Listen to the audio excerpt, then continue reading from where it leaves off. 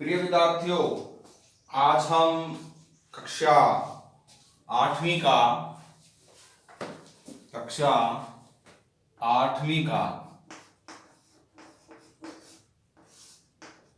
Chapter number 3 शुरू करेंगे। इस चैप्टर का क्या नाम है? चतुर्भुजों को समझना।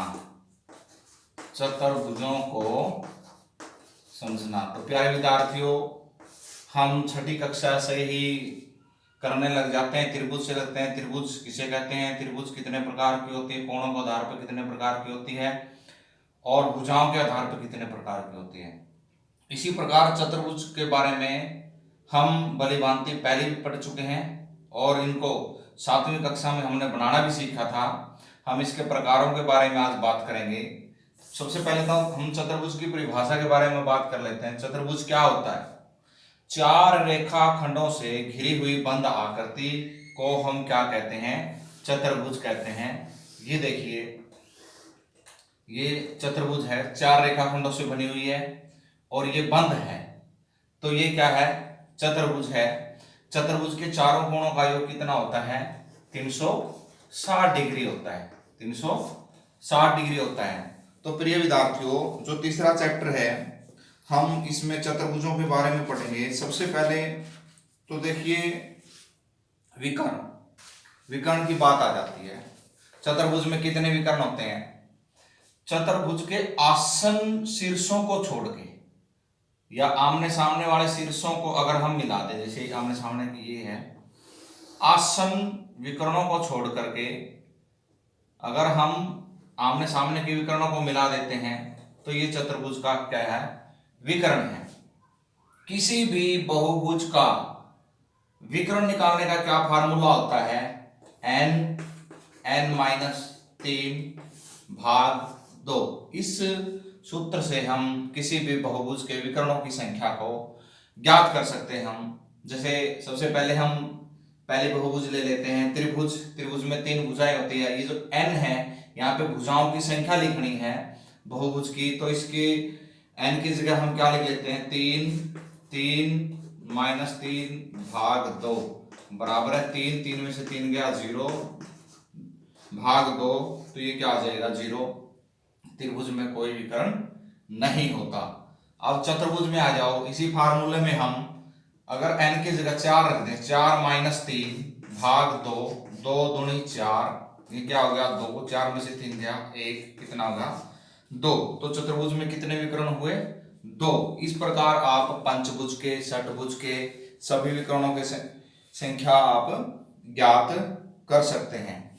एक और बात आई है इसमें, देखिए, ये आपको बताने की जरूरत नहीं है। बहिर्भाग और अंतःभाग। बहिर्भाग और अंतःभाग। बहिर्भाग क्या होता है? जैसे मैंने ये आकृति बना ली, इस आकृति के बाहर का जो भाग है वो बहिर्भाग होता है और इस आकृति के अंदर का जो भाग है वो क्या होता है? इसका अंतःभाग होता है। अब 2 चीज और आई है, अवतल बहुभुज। अवतल बहुभुज और उत्तल बहुभुज। ये क्या होता है? अवतल से पहले हम उत्तर को समझते हैं। जिस आकृति के विकर्ण उसके अंदर ही रहें वो बहुभुज क्या होती है? उत्तल बहुभुज होती है। और जिस आकृति के विकर्ण उस आकृति से बाहर जा वो क्या कहलाती है? अवतल बहुभुज कहलाती है। जैसे हम एक एग्जांपल के साथ देख लेते हैं। ये चतुर्भुज है, इसके विकर्ण क्या है? ये और ये देखिए, ये इस आकृति के अंदर ही है। एक आकृति और बना लेते हैं हम। ये देखिए, ये बहुभुज, ये देखिए, अगर हम इस विकर्ण की बात करें, इसकी, ये इस आकृति से बाहर है, तो इसलिए ये कौन सी आकृति है? अवतल बहुभुज की आकृति है ये। अब प्रिय विद्यार्थियों, सम तथा विषम बहुभुज बहुत ही आसान है। सम तथा विषम बहुभुज।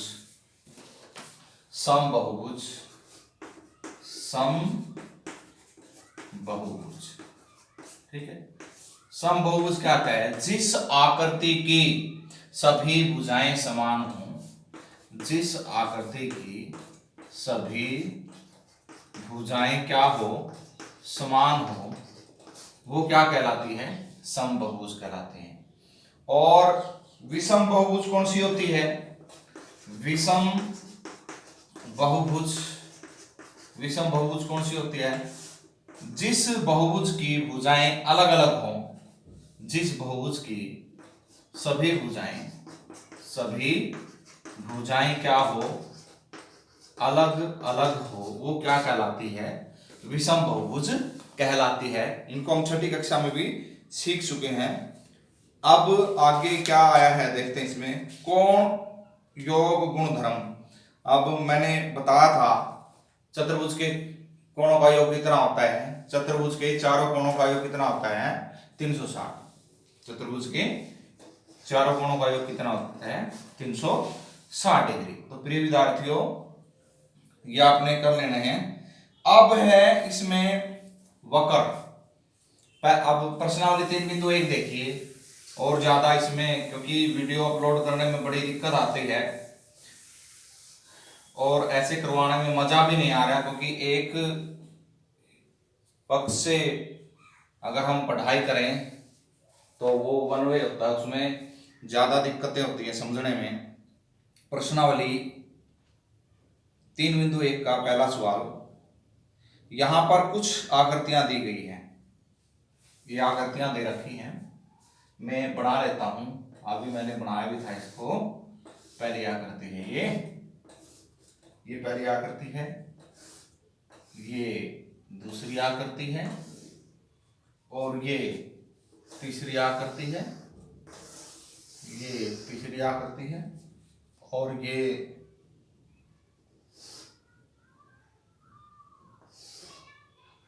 जो इस तरह से बनाई गई है ये देखिए। और एक ये है, एक ये है, एक ये आकृति है, और एक ये आकृति बनाई गई है इसमें, और एक ये आकृति बनाई गई है, और एक ये है, एक ये आकृति है। देखो ये 8 आकृतियां दी हुई है। हमने इसका क्लासिफिकेशन करना है, वर्गीकरण करना है। तो प्रत्येक का वर्गीकरण निम्नलिखित आधार पर कीजिए। पहले इसने कहा है साधारण वक्र। साधारण वक्र इसमें कौन कौन से हैं? देखिए ये साधारण वक्र है पहला, ये भी साधारण वक्र है, और आगे चलेंगे तो ये साधारण वक्र है, ये साधारण वक्र है, और ये भी क्या है? साधारण वक्र है। उसके बाद है साधारण बंद वक्र। साधारण बंद वक्र कौन से हैं? ये भी है, ये भी है, ये भी है हमारा, ये भी है, ये भी है, और ये भी है साधारण बंद वक्र। अब क्या है? बहुभुज। बहुभुज कौन से हैं? बहुभुज हमारी एक ये है, एक ये है, ये हमारी बहुभुज है क्योंकि भुजाओं से बने हैं। उत्तल बहुभुज। उत्तल बहुभुज कौन सी है? ये एक ही है, मेरे को एक ही दिखाई दे रही है, एक ही उत्तल बहुभुज। और उसके बाद अवतल बहुभुज। अवतल बहुभुज एक ये है, एक और एक ये दो उत्तल बहुभुज हैं। अब दूसरा सवाल है, वो मैंने पहले ही बता दिया था। निम्नलिखित प्रत्येक में कितने विकर्ण हैं? एक उत्तल चतुर्भुज में 2 विकर्ण होते हैं। एक समषटभुज में कितने विकर्ण होते हैं? 9 विकर्ण होते हैं। फार्मूला बताया था मैंने, वो अभी मैंने फार्मूला बताया था।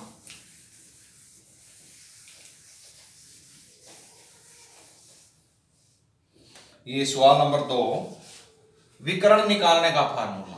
विकर्णों की संख्या, इसको लिख ले प्यारे विद्यार्थियों, ये गणित में नहीं है। विकर्णों की संख्या n-3/2। यहाँ पे आपने बहुभुज के भुजाओं की संख्या रखनी है।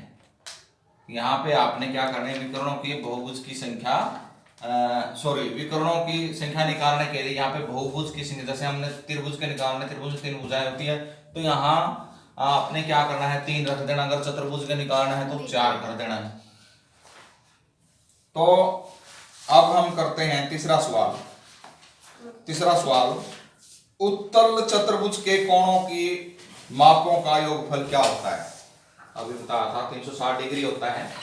और इसने पूछा है यदि चतुर्भुज उत्तल न हो तो क्या यह गुण लागू होगा? बिल्कुल लागू होगा, बिल्कुल लागू होगा। अगर वो चतुर्भुज की परिभाषा को पूरा करता तो ये नियम उस पर लागू होगा। अब देखिए छठा सवाल।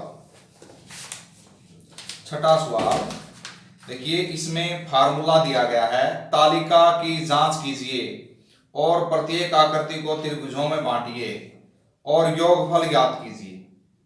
इसमें फार्मूला बन गया ये, भाई किसी भी बहुभुज के कोणों का योग अगर हमने ज्ञात करना है तो हम कैसे ज्ञात कर सकते हैं?